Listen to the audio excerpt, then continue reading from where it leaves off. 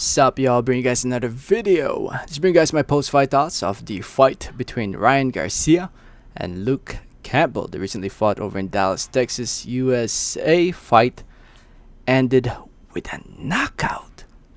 Man, before I get more into the video, I just want to say thank you. Thank you so much for watching. Please subscribe for more boxing and please hit that like button. It helps out the video, it helps out the channel. I'd really appreciate it.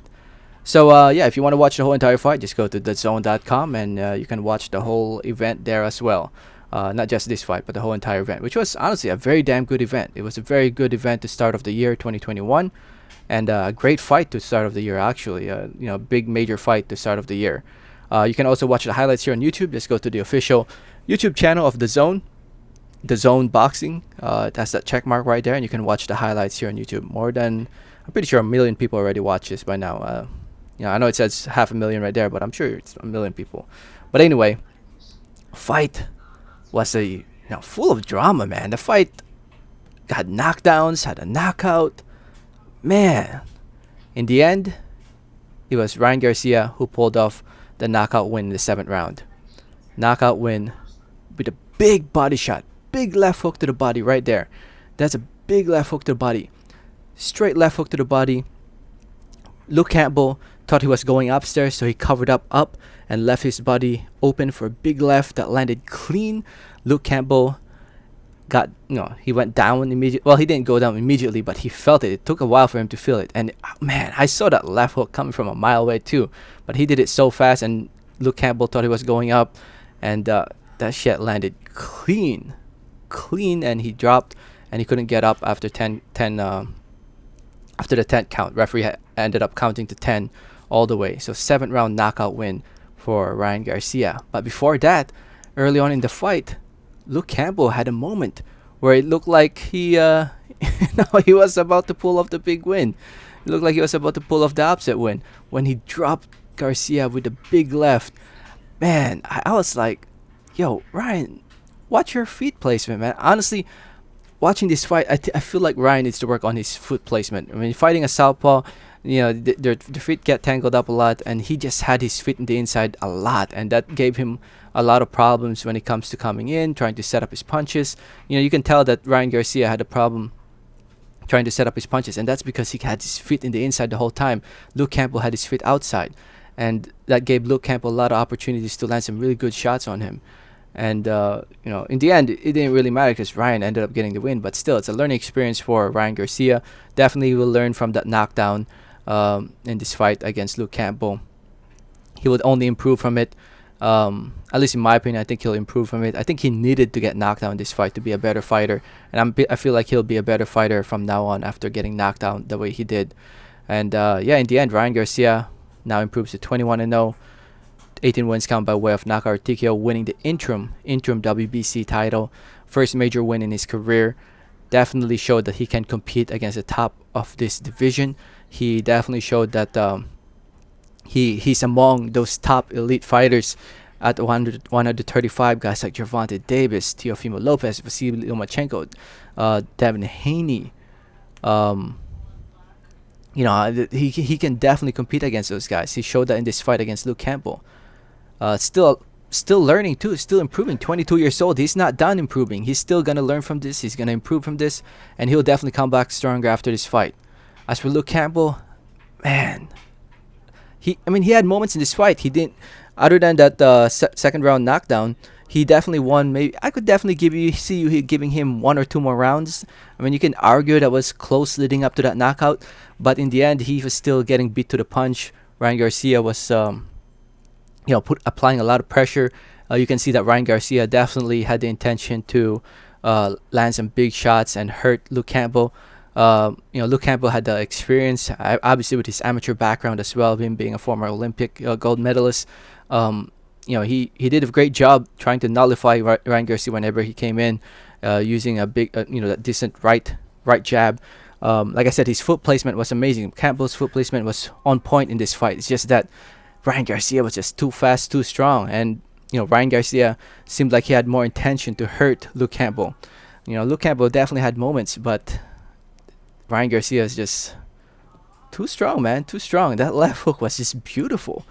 beautiful left hook, and it was just so clean too, man. I've noticed a lot of people are hating on Ryan. A lot of people are hating on him, which is not a bad sign in my opinion. I think haters are gonna hate. Oh, the more haters you get, that means you're doing something right. Ryan Garcia is definitely doing something right. He showed that he's not only just an Instagram fighter. Him having 1 million+ followers. He can definitely fight. He's definitely a very talented boxer, and I feel like a lot of people underrate his skills. He's just still a work in progress too. He's still learning. He's still improving fight after fight. Dude's 22 freaking years old. He's gonna be around for a very long time, and he's definitely a future superstar. And I'm sure this fight got big numbers. To be honest, I think it did. And it being on the zone worldwide, I'm sure it did big numbers. So, anyway, when it comes to what's next, if you look at the division, the main man in this division is this man right here, Teofimo Lopez. Teofimo Lopez is a champion for every single division, for every single sanctioning body. He holds all the 4 belts. He is the main man of the division, and he decides who he wants to fight after he defeated Vasily Lomachenko. Right now, Ryan Garcia won the interim title, and I believe he's the mandatory for Devin Haney.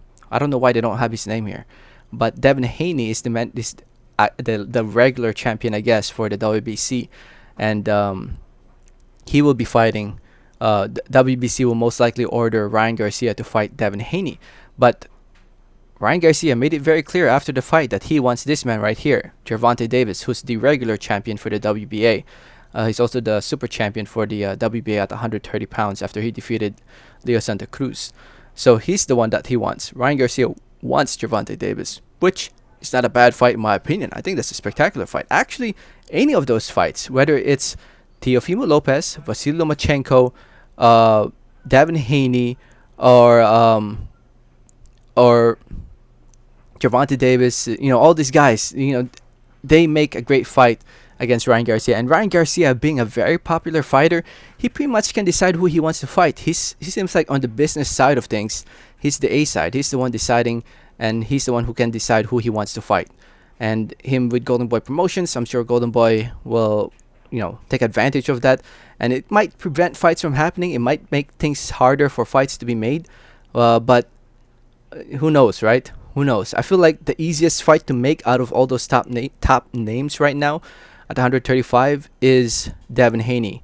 Looking at the politics of boxing, Devin Haney is under the zone. He's also under Eddie Hearn. This fight was an Eddie Hearn versus Golden Boy fight.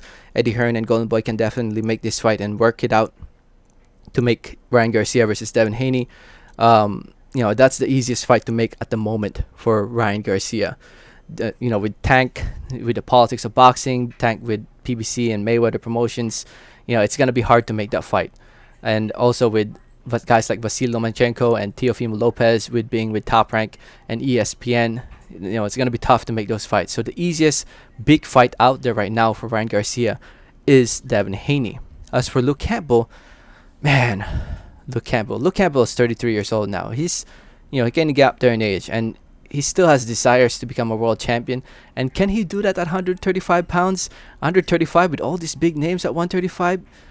I don't think so. I don't think he can be a world champion at 135, to be honest. But at 130, on the other hand, definitely 130. So, if he can drop 5 more pounds and try to fight these 130 pounders, I think he can definitely do it against guys like Joseph Jojo Diaz. I think he could definitely become a world champion there. At 140, that's another tough one too, with Josh Taylor and Jose Ramirez with that division. That's a tough division too, man. But yeah, if Luke Campbell can drop 130 to 130, then I can definitely see him becoming a world champion. But that's only if, and that's a big if he can make 130. So anyway, I thought it was a great night of boxing. I thought it was a great event to start of the year. I thought it was a great fight, a lot of back and forth, a lot of drama.